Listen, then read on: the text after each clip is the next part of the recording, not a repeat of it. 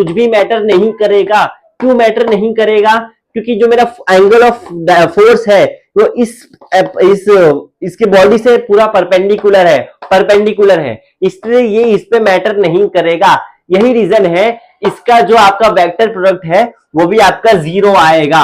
और उसके अब ये क्या होता है, कैसे होता है, ये समझो। स्केलर प्रोडक्ट समझा? स्केलर प्रोडक्ट देख लो। अभी क्या समझाया नहीं तो क्या समझ जाएगा सर, इतना ज्यादा जुल्म क्यों? आप तो समझाए नहीं, हमको समझेगा कैसे? समझा रहा, डोंट वरी। एक्स एक्सिस से एक्स एक्सिस पैरेलल है, वाई एक्सिस से वाई एक्सिस पैरेलल है, जेड एक्सिस से जेड एक्सिस पैरेलल है, ये भी पैरेलल, ये भी पैरेलल, ये भी पैरेलल। तो पैरेलल में कहानी क्या होती है? दोनों सेम होती है। और किसी भी चीज को जब सेम से डिवाइड करोगे तब वैल्यू क्या निकल के आता है? तब आपका वैल्यू निकल के आता है 1। समझा?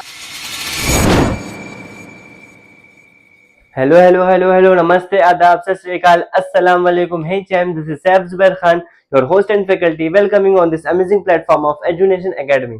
तो आज हमारा इस लेसन का 5वां लेक्चर स्टार्ट हो रहा है। हमने इस लेसन के अच्छे खासे पार्ट कवर कर चुके हैं। मोस्ट ऑफ आपका more than half chapter cover हो चुका है सक्सेसफुली। और हमने इसमें बेसिक सारी बातें कर चुकी है। राइट फ्रॉम स्केलर क्या होता है आपका, सर वेक्टर क्या होता है, उसमें वेक्टर के सारे टाइप्स भी देख लिए। उसके बाद हमने इसमें ट्रायंगल लॉ देखा, पैरेललोग्राम लॉ देखा, and in the last lecture आपने बेसिकली रिजोल्यूशन भी देख लिया है वेक्टर का रिजोल्यूशन क्या होता है, कैसे होता है।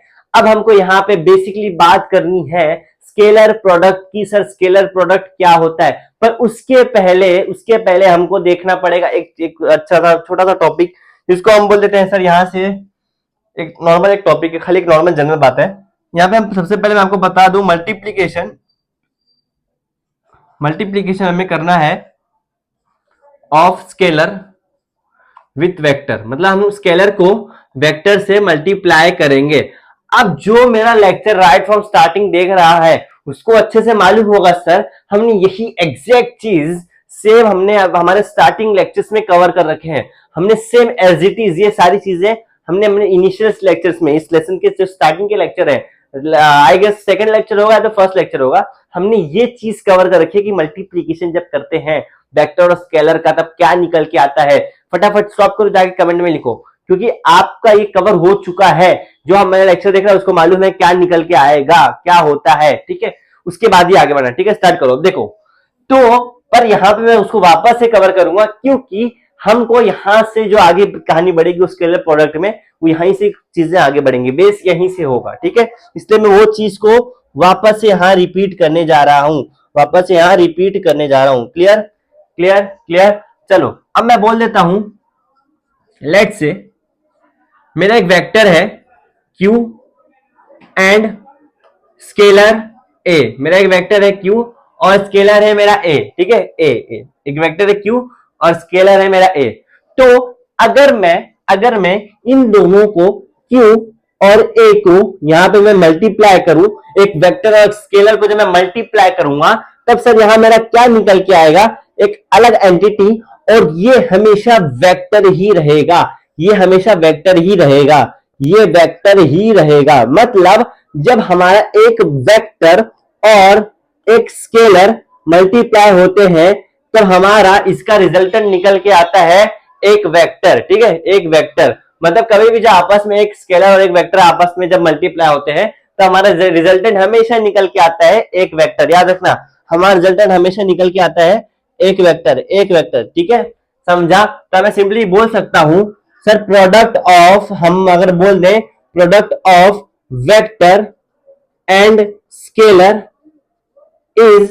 is always a vector. मतलब जब भी आप एक वेक्टर को और एक स्केलर को मल्टीप्लाई करोगे तो हमेशा आपका आंसर एक वेक्टर ही आएगा। तब आपको फाइनल एक आपका मिलेगा वैल्यू, वो आपका वेक्टर ही मिलेगा, क्लियर। इसका हमने एक और एग्जांपल ले रखा था आपके इनिशियल लेक्चर्स में, जिसमें हमने एग्जांपल लिया था सर फोर्स का फॉर्मूला क्या होता है? F is equal to mass into acceleration, जिसमें आपका एक्सेलरेशन होता है वेक्टर, आपका फोर्स होता है वेक्टर, पर आपका मास वेक्टर नहीं होता, मास होता है स्केलर। इसमें एक वेक्टर और स्केलर मल्टीप्लाई होंगे तो आपका निकल के आएगा क्या? एक वेक्टर, जो है आपका फोर्स। मतलब एक वेक्टर और एक स्केलर जब मल्टीप्लाई हुए, प्रोडक्ट हुआ दोनों का, तो आपका एक वैल्यू निकल के आ गया जिसको मैं बोल दूंगा फोर्स, जिसको मैं बोल दूंगा फोर्स। Clear clear clear. और यहां पे एक बात हमेशा याद रखना, ये दोनों जो है, जो वेक्टर स्केलर, ये दोनों का सेम डायरेक्शन रहेगा। तो मास या मतलब जो लास्ट में जो मेरे दोनों का मेरा प्रोडक्ट हुआ है वेक्टर वेक्टर और स्केलर का, वेक्टर और स्केलर का मतलब ये जो मेरे वेक्टर है यहाँ पे, तो force and acceleration have same direction, have same direction. अब मुझे यहाँ पे डायरेक्शन को वीआईपी ट्रीटमेंट क्यों देना पड़ा, या वेक्टर को मुझे अलग से क्यों बताना पड़ा सर, डायरेक्शन को मुझे अलग से क्यों बताना पड़ा? क्योंकि वेक्टर में डायरेक्शन जो है वो बहुत मैटर करता है, बहुत। स्केलर में एक टाइम पे आप नहीं लिखोगे तो चलेगा, पर वेक्टर में आपका जो ये वेक्टर में आपका जो डायरेक्शन है वो बहुत मैटर करता है। ये बात हमेशा याद रखना। अब बढ़ते हैं हम आज के मेन मुद्दे की तरफ, जिसके लिए हम यहाँ पे आए हैं sir. That is your scalar product, that is your scalar product, scalar product. अब ये क्या होता है, कैसे होता है, ये समझो। स्केलर प्रोडक्ट समझा, स्केलर प्रोडक्ट देख लो अभी क्या समझा, समझाया नहीं तो क्या समझ जाएगा सर, इतना ज्यादा जुल्म क्यों, आप तो समझाए नहीं, हमको समझेगा कैसे, समझा रहा, डोंट वरी। तो स्केलर प्रोडक्ट जो होता है ये क्या होता है, पहले ये कहानी समझो।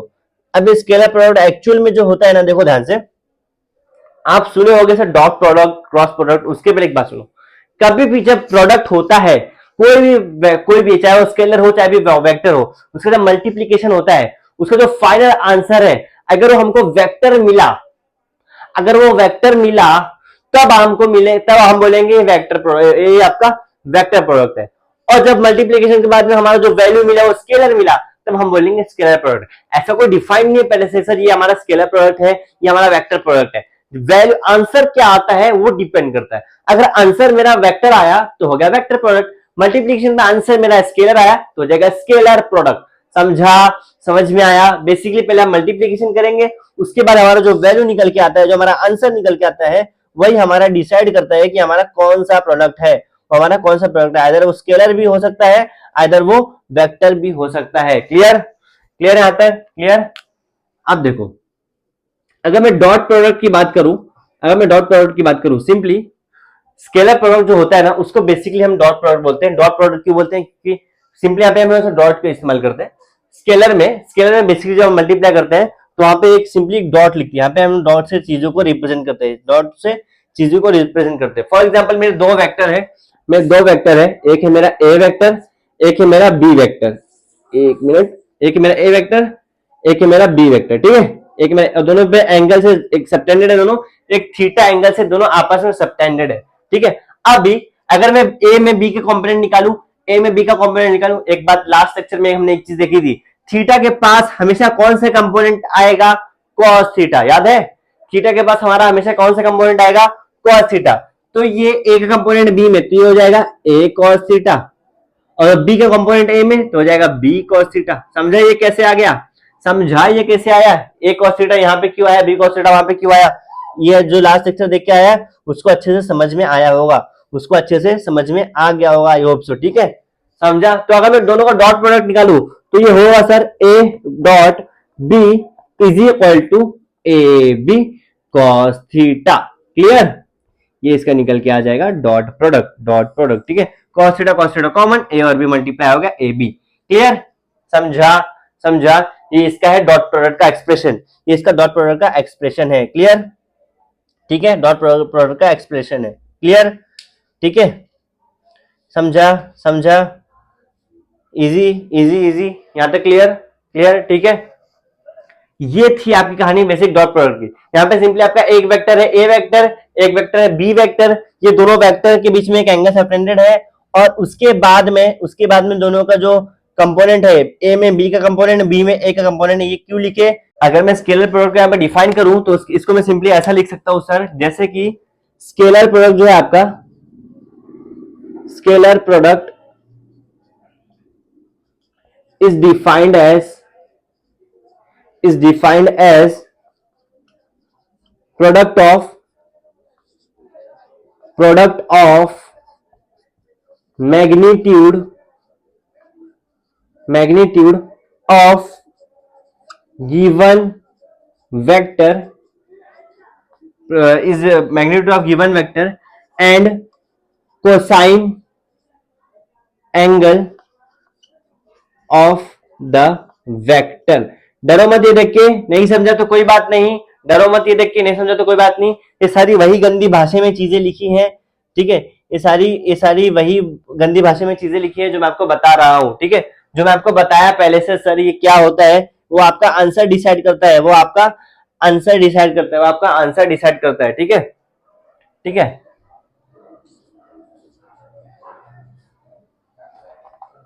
ठीक है, आपका आंसर डिसाइड करता है। अगर वो आंसर आपका स्केलर निकल के आया तो स्केलर प्रोडक्ट, अगर वो वेक्टर निकल के आ गया तो वेक्टर प्रोडक्ट। ये खाली स्टेटमेंट ऐसा लिख दिया शो पीस के लिए ताकि आपको नोट्स अच्छा दिखे, ठीक है, और कोई बात नहीं है। ये रही कहानी आपकी स्केलर प्रोडक्ट की जनरल इंट्रोडक्शन, ठीक है। अब बात करेंगे सर हम characteristics of scalar product. Basically हम यहाँ बात करेंगे सर, आगे हम बात करने वाले हैं characteristics of scalar product. Characteristics of scalar product easy है भी, डोंट वरी।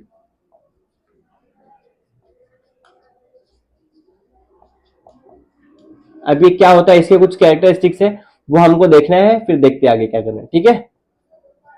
इजी है, इजी है, डोंट वरी। देखो अभी ध्यान से, यहां तक इजी, यहां तक समझ गया रहेगा, बहुत इजी चीज थी यहां तक, ठीक है। अब देखो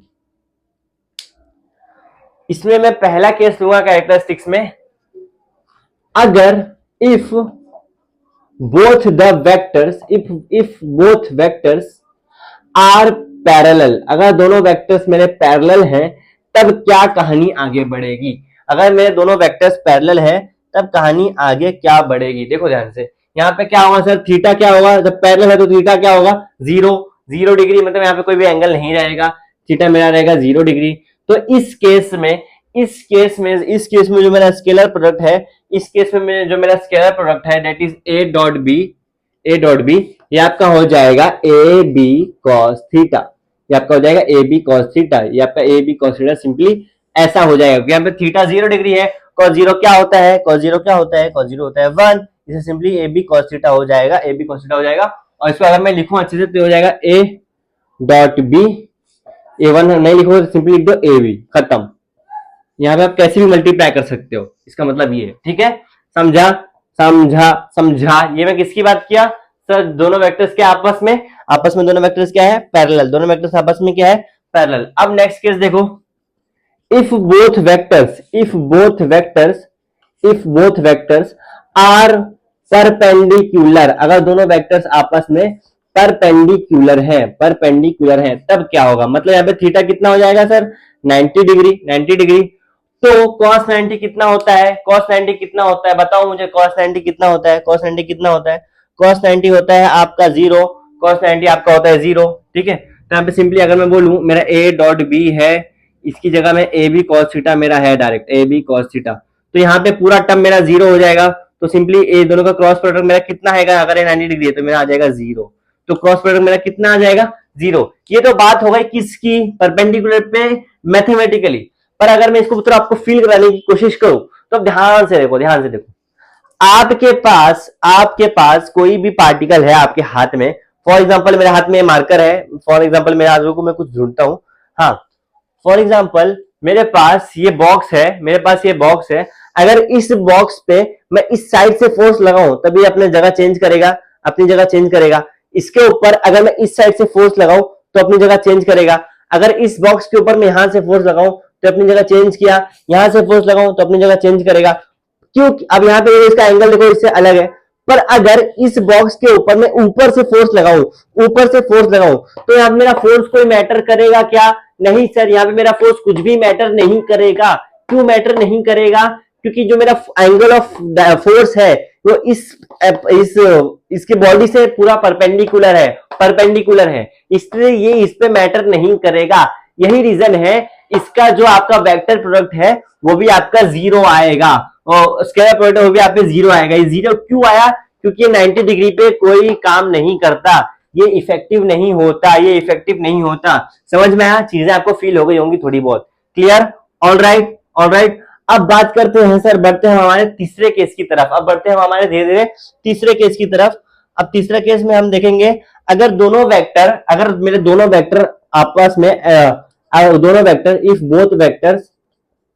if both vectors are anti parallel, are anti parallel, मतलब दोनों आपस में एंटी पैरेलल हैं, एंटी पैरेलल है मतलब ऐसे ऐसे हैं, मतलब दोनों के बीच में एंगल कितना है, दोनों के बीच में एंगल कितना है 180 डिग्री, दोनों के बीच में एंगल है 180 डिग्री का। तो सिंपली अगर मेरा हो गया A dot B is equal to A B cos theta, तो कॉस 180 कितना होता है, कॉस 180 कितना होता है -1, तो यहाँ पे हो जाएगा simply A dot B is equal to minus A B. बहुत ईजी है, तो ये तो मैं ऐसे ही फिल कर दूंगा। ये देखो ये सिंपली क्या हो गया, एक बता रहा है इस तरफ, एक बता रहा है इस तरफ, मतलब 180 डिग्री मतलब ऐसा बनेगा ना, ऐसा बनेगा 180 डिग्री, तो ये दोनों आपस में एक इधर एक इधर, ये सिंपली क्या बता रहा है, मैं इस तरफ जाऊंगा मैं इस तरफ जाऊंगा, मतलब दोनों एक दूसरे के अपोजिट एंगल में जा रहे हैं। और हमेशा याद रखना वेक्टर और स्केलर में कभी भी माइनस जब आया तो इसका मतलब होता है कि डायरेक्शन उल्टा।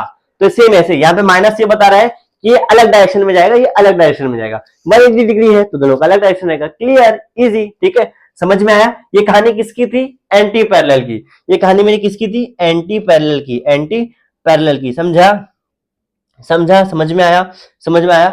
अब देखो, अब एक और एक चीज, अब चौथा केस है मेरा, if unit vector is given. अब ये क्या है सर, वो समझो। अब तक तो कहानी बहुत सिंपल थी, अब यहां से देखो थोड़ा पेज आया। If unit vector is given, ये भी इजी है, डोंट वरी, समझ जाएगा। अगर मेरा यूनिट वेक्टर दिया हो तो क्या होगा, अगर मेरा यूनिट वेक्टर दिया हो तो क्या होगा। अब सर यूनिट वेक्टर क्या होता है, यूनिट वेक्टर में मैं वापस रिवाइज करा देता हूं, स्टार्टिंग लेक्चर में वैसे हमने चीजें कवर कर रखी, बट फिर भी आप इतने अच्छे तो होने की रिवाइज करके आए हुए, तो ये मेरा फर्ज बनता है। देखो यूनिट वेक्टर में बेसिकली एक्स वाई जेड की जगह हम यूज करते हैं आई जे के कैप, आई जे के कैप।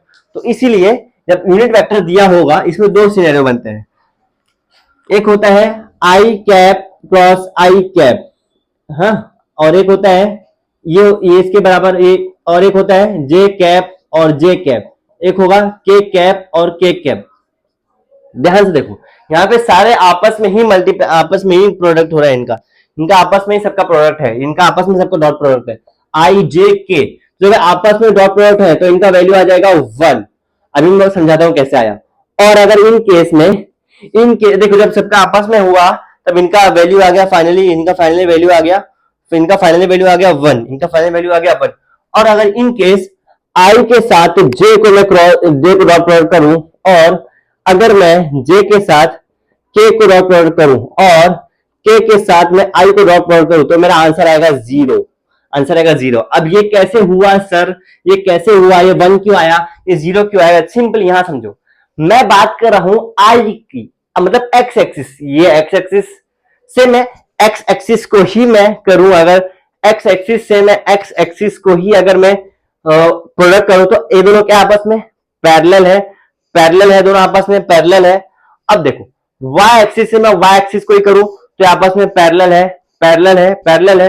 जेड एक्सिस से ही मैं जेड एक्सिस को करूं तो आपस में पैरेलल है, पैरेलल है।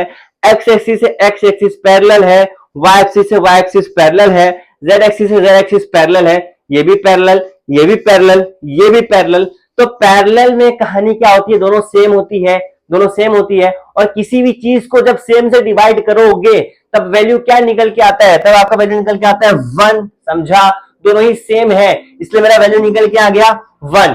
और अभी हमने 2 मिनट पहले देखा है जब आपस में 90 डिग्री होता है, जब आपस में एंगल परपेंडिकुलर होता है, तब हमारा वो जो प्रोडक्ट रहता है वो 0 आता है। वो देखो ये ऊपर हमने देखा ये 0 आता है, इसलिए आई और जे के बीच में क्या होगा 90 डिग्री, जे और के के बीच में क्या होगा 90 डिग्री, ठीक है।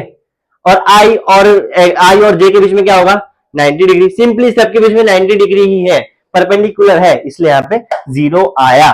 समझ में आया यूनिट वेक्टर की कहानी, समझ में आया, ये 1 क्यों आया, ये 0 क्यों आया, 1 क्यों आया, 0 क्यों आया। इजी है, इजी है, इजी है, इजी है। अब इसमें पांचवे कैरेक्टरिस्टिक्स की बात करते हैं। इजी है सारी कहानी, डोंट वरी। अब पांचवा कहानी बोलता है, पांचवे कहानी के हिसाब से सर स्केलर प्रोडक्ट जो है, स्केलर प्रोडक्ट जो है is follow, scalar product is follow, अरे मेरा इंग्लिश क्या नेक्स्ट लेवल की है। Scalar product obey commutative law, obey commutative law. अभी सर कम्यूटेटिव लॉ क्या होता है, हमने ये भी स्टार्टिंग के लेक्चर्स में देख रखा है। कम्यूटेटिव लॉ क्या होता है ये भी हमने स्टार्टिंग के लेक्चर्स में देख रखा है सारा, ठीक है। ये होता है आपका अगर मैं लिखूं A vector dot B vector, ये बराबर होगा किसके, B vector dot A vector के। इसको हम बोलते हैं कम्यूटेटिव लॉ।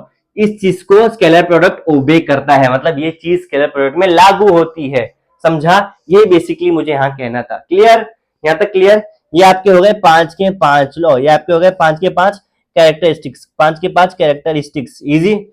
अब आए आपकी छठी और सबसे इंपॉर्टेंट कैरेक्टरिस्टिक्स। यहाँ पे देखो, ये थोड़ा ध्यान से देखना इसमें, ठीक है, थोड़ा ध्यान से देखना। अब मेरे पास अगर मैं बोलूं इफ मेरे पास है दो वेक्टर, ए वेक्टर है और बी वेक्टर है, तो ए वेक्टर के अगर मैं पॉसिबल कंपोनेंट लिखूं तो मैं लिख सकता हूं, देखो ए वेक्टर है तो यहाँ पे 3 एक्सिस में लूंगा, 3 एक्सिस, तीनों एक्सिस की मैं अगर बात करूं, तीनों एक्सिस की मैं बात करूं तो यहाँ पे मेरा हो जाएगा A1 आई कैप प्लस A2 जे कैप प्लस A3 के कैप, तीनों वेक्टर की बात कर लिया। और बी की भी सेम ऐसे, B1 आई कैप प्लस B2 जे कैप प्लस B3 के कैप। मतलब मैं तीनों वेक्टर की आपस में, ये दोनों वेक्टर की आपस में तीनों कितनी पॉसिबिलिटी होती है सारी की मैंने यहाँ पे बात कर रखी है, सारी मैंने यहाँ पे बात कर रखी है। Clear clear clear. अब अगर मैं दोनों का स्केलर प्रोडक्ट करूं, मैं दोनों का डॉट प्रोडक्ट करूं तो मेरा क्या निकल के आ जाएगा सर, दोनों में निकल के आ जाएगा, तो निकल के आ जाएगा A1B1 plus A2B2 plus A3B3। Sir ये आई जे के कहां गायब हो गया, ये आई जे के कहां गायब हो गया, ये आई जे के क्यों नहीं आया, आप ऐसे कैसे लिख सकते हो, आई जे के कहां चला गया। इसके लिए मैं आपको छोटा सा प्रूफ देके बताता हूं कि आई जे के कहां गया, वो देखो ध्यान से। अरे आई जे के मैंने डायरेक्ट ही नहीं हटाया, इसके पीछे एक प्रूफ है, वो पहले ध्यान से देखो, वो पहले ध्यान से देखो, देखो ध्यान से देखो। अगर मैं इसका डॉट प्रोडक्ट करूं सिंपली, अगर दोनों का मैं ए और बी दोनों का मैं डॉट प्रोडक्ट कर दूं, यहाँ पे ए डॉट बी का मैं डॉट प्रोडक्ट करूं तो क्या हो जाएगा सिंपली, A1 आई कैप प्लस A2 जे कैप प्लस A3 के कैप, A1 आई कैप प्लस A2, ये मैंने सिर्फ ए की वैल्यू लिखा है, अभी मैंने सिर्फ ए की वैल्यू लिखा है। इसको मुझे पूरे को डॉट प्रोडक्ट करना है, किससे, बी से। बी क्या है आपका, डॉट प्रोडक्ट कर दो बी से, बी क्या है आपका B1 आई कैप प्लस B2 जे कैप प्लस B3 के कैप। क्लियर, ये दोनों को मुझे डॉट प्रोडक्ट करना है आपस में। जब मैं इन दोनों को डॉट प्रोडक्ट करूंगा तो सिंपली आप जो मैथ्स में करते आए हो, इसको इसके साथ, इसको इसको साथ, इसको इसके साथ, वो पूरा मेरे को यहाँ पे सिंपली डॉट प्रोडक्ट करना है। सिंपली मुझे सबको यहाँ पे डॉट प्रोडक्ट करना है। देखो ध्यान से, आ जाओ, आई कैप वाले टर्म को पहले लो, यहां से देखो A1 आई कैप लिखा और इंटू B1 आई कैप हो गया।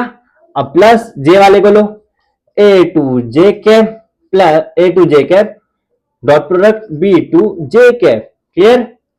अब देखो प्लस A3 के कैप, ठीक है, और यहां पे आ जाएगा B3 के कैप। देखा ध्यान से, देखा। अरे एक मिनट, ये तो बच्चे लोग की गलती हो गई में से। देखो एक मिनट, पहले यहां से A1 निकलेगा सबसे लड़ेगा, फिर A2 निकलेगा सबसे लड़ेगा, फिर A3 निकलेगा सबसे लड़ेगा। ये तो बेसिक है, मैं भी क्या हारू। ये आएगा आपका A1 आई कैप इंटू B1 आई कैप, ठीक है। और उसके बाद में ये हो जाएगा, उसके बाद में ये हो जाएगा प्लस A1 फिर B2 से A1 B2 cap B2 sorry A1 आई कैप इंटू B2 जे कैप, फिर हो जाएगा, फिर आएगा इसके पास, ये हो जाएगा A1 आई कैप इंटू B3 के कैप। यहां तक क्लियर, यहां तक चीजें समझी, यहां तक चीजें समझी।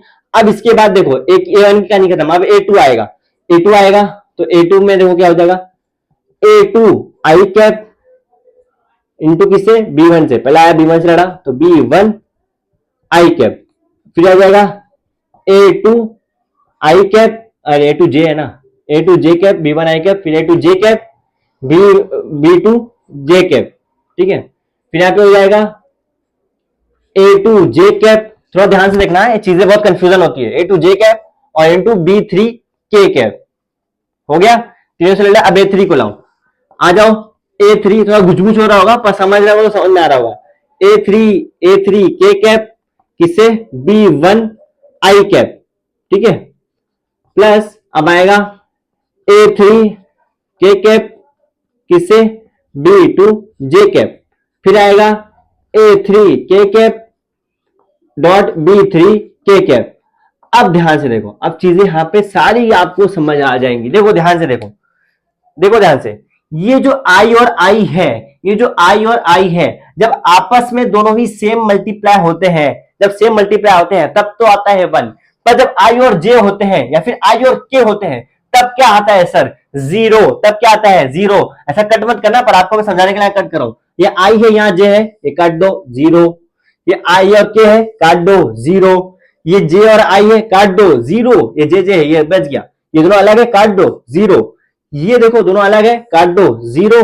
ये देखो दोनों अलग है, काट दो 0। ये दोनों सेम है तो ये रह गया। तो क्या बच रहा है लास्ट में, जो बच रहा है उसको उठा के लास्ट में लिखो, जो बच रहा है उसको उठा के लास्ट में लिख दो। देखो क्या बचा है लास्ट में, लास्ट में आपका बच रहा है यहाँ पे सर A1 I कैप, अरे A1 I cap dot B1 I cap plus A2 J cap dot B2 J cap, और क्या बच रहा है A3 K cap dot B3 K cap. अभी जब I और J के होके कितना होता है सर, 1 होता है। 1 को लिखो या मत लिखो कोई फर्क नहीं पड़ता। तो क्या बचेगा लास्ट में, A1 B1 plus A2 B2 plus A3 B3।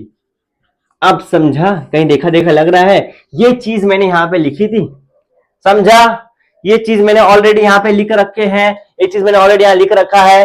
तो ये चीज और ये चीज दोनों सेम है।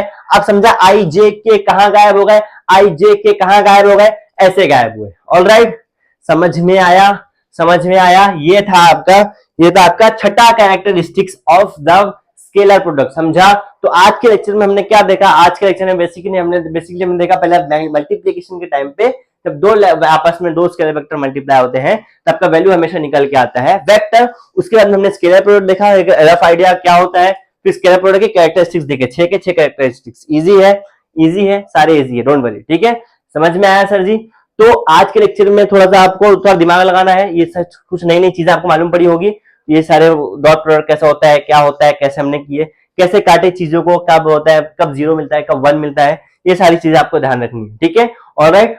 तो इसमें आपको कुछ भी डाउट वगैरह है तो कमेंट सेक्शन आपके लिए ओपन है, you are free to ask. In case आपको कुछ भी ऐसा डाउट है या फिर नोट्स के रिलेटेड कोई डाउट है या फिर इन सारे टर्म में से, इन सारे पार्ट में से कोई भी पर्टिकुलर पोर्शन में डाउट है तो उसका फोटो क्लिक करके आप मुझे मेरे हैंडल पे भेज सकते हो।